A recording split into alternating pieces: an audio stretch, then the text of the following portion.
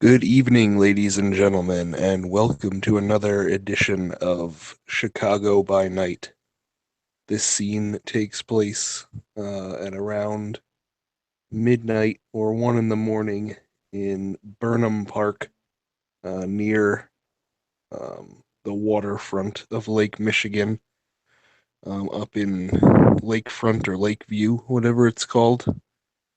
Um, and here in this picturesque little dock, where visitors can walk out at, surrounded by the dark water below, um, stands the gangrel justicar, Geoffrey Leigh. And he looks out at the water in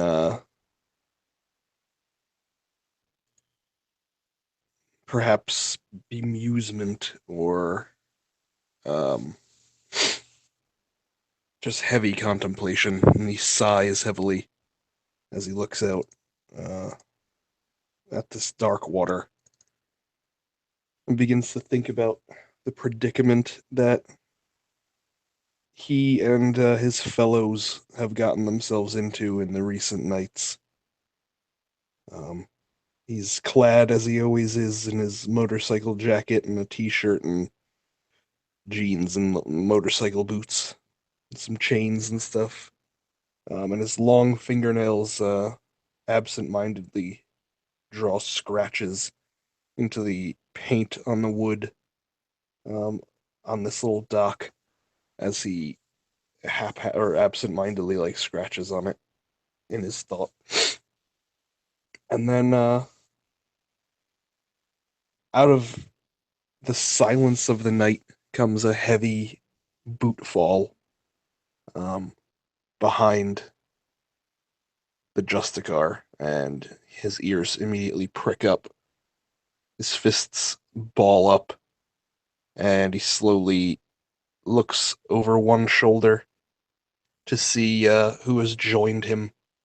And he's greeted by an enormous man, um, likewise dressed in mostly like biker leathers, um, and pants, jeans that are shredded basically below the knee, um, and seem to be caked with mud. The guy's feet are caked with mud, and his nails are long and dark on his hands as well as his feet. Um, he's got what appears to be some kind of eczema or something, as his skin looks dry and cracked and pockmarked. And his most prevalent feature is a pair of glowing gator-like eyes, and he stares at the Justicar. Geoffrey, I've been looking for you.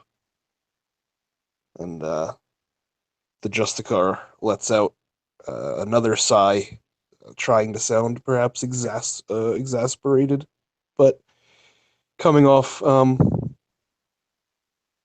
little more like a gasp.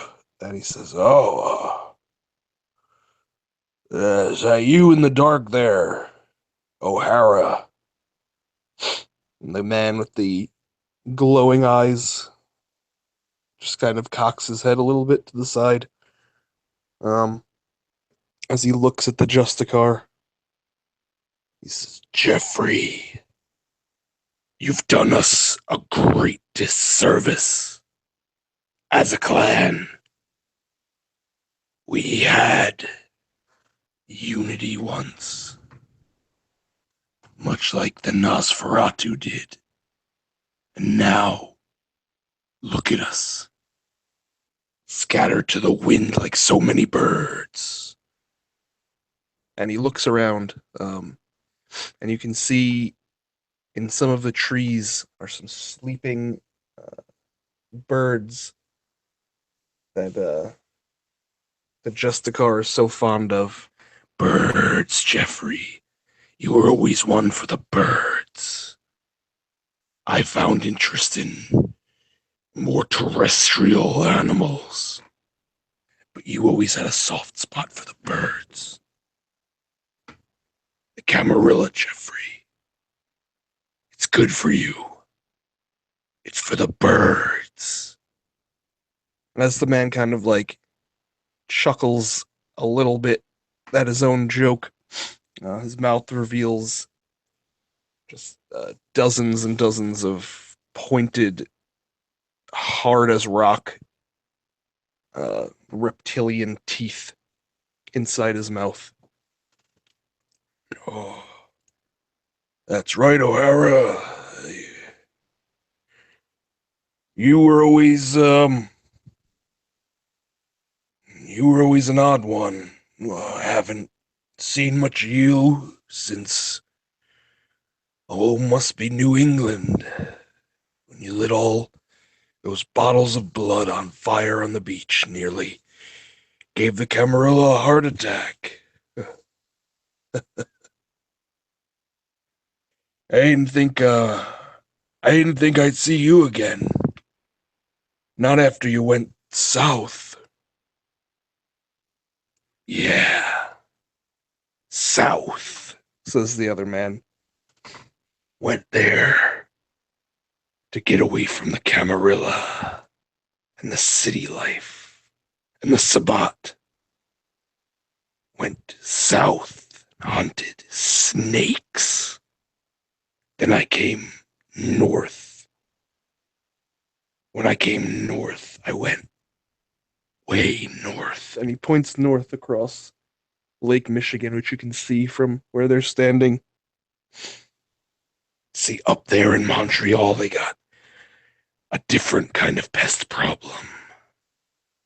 Too cold for snakes, you see. Some people, some thrive in the fires. Yes, they have a different problem in Montreal. A devil problem. I had my fun up there for as long as I could. And then I heard of the split and of little bird Geoffrey Leigh, who liked to sing pretty songs in the rose bush, taking half the clan and splitting them away from the rest of us. You made us look weak, Geoffrey. And in these nights, with the Sabbat looming, we cannot afford to look weak, Geoffrey. I've been looking for you. I know you know I've been looking for you. I sought you out in New York. But that was a bit of a failure now, wasn't it? Justicar. And now, here you are, halfway across the country. And you're all alone. Tell me, Geoffrey, where is Karsh? Where is Karsh now to save you? Geoffrey Leigh turns fully now, and an angry expression crosses the Justicar's face as he steps forward and he says, My. And then he stops. Karsh. I don't need Karsh to take down a 2-bit loner Omega rogue wolf like yourself.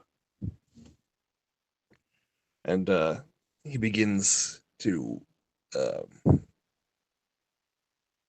his body begins to shift, shall we say. His motorcycle jacket gets tighter and tighter until eventually it rips in the back. Thick brown fur begins to envelop his body. His feet get large and his hands get crooked and gnarled and ape-like, and he turns into basically a 9-foot tall Sasquatch, essentially, with long, trailing, razor sharp, hooked claws on his hands and feet, and huge tusk like fangs protruding from his lower lip. And he roars in the direction of the glowing eyed man who he calls O'Hara. But the glowing eyes are gone, and the man known as O'Hara is nowhere to be seen.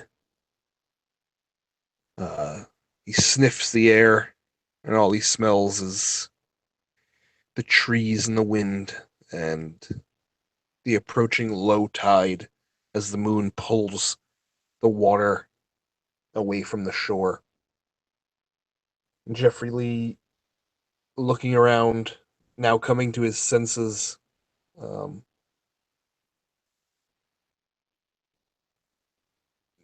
reduces himself down from his Sasquatch form. Although he does, as he's doing this, pound a few beats on his chest, feeling confident that his show of dominance scared the lone gangrel away. He notices his ripped t-shirt and motorcycle jacket, or sorry, motorcycle vest on the ground, and he takes it um, and says, "Oh, I guess I'll have to retire this one and get a new one." He folds up the vest and kisses it, goes to uh, the base of the tree where the birds that he did indeed come to watch are slumbering. And with one swipe of his clawed hand, he digs up a little hole at the base of the tree near the roots, and he tucks the folded up uh, colors or whatever they're called um, up, and he puts it down into the hole, covers it up with dirt, says a little something under his breath, pats it down with his foot, um, and walks back onto the dock.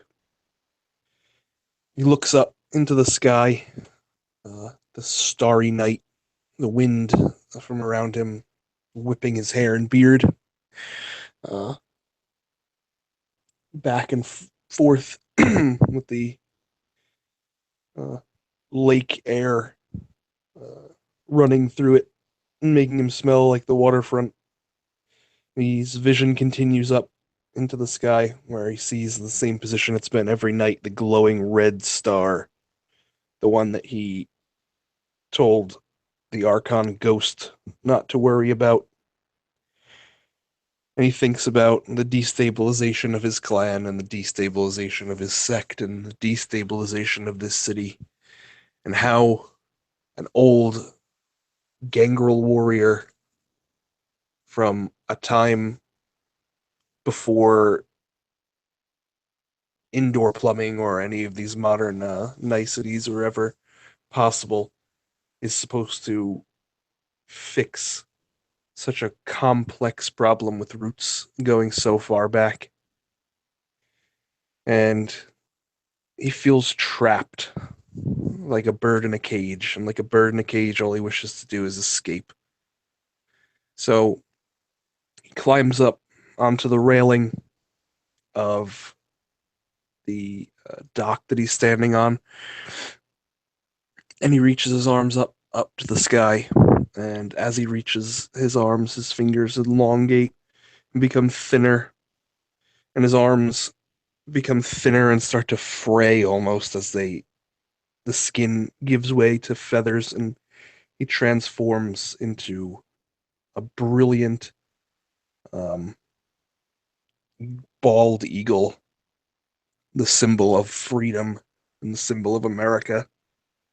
And with one beat of his mighty wings, he's off the dock and beginning to take flight over Lake Michigan, soaring directly up, up, up towards the Red Star. And as he does that, um, Too late does he notice a rippling beneath the surface of the water. And if he had only beat his wings strongly using his immense gangrel strength one time, he perhaps could have avoided what happened next, which is an enormous prehistoric sized alligator leaps from the waters below and catches the Justicar Geoffrey Leigh in its jaws with a mighty snap before receding beneath the inky waves and disappearing from sight. Thank you for watching. Good night.